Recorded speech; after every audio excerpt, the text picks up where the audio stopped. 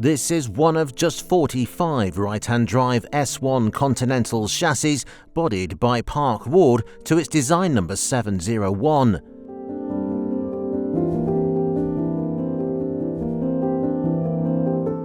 It's been subject to an extensive restoration which has included conversion to a Drophead Coupé format by A&B Price.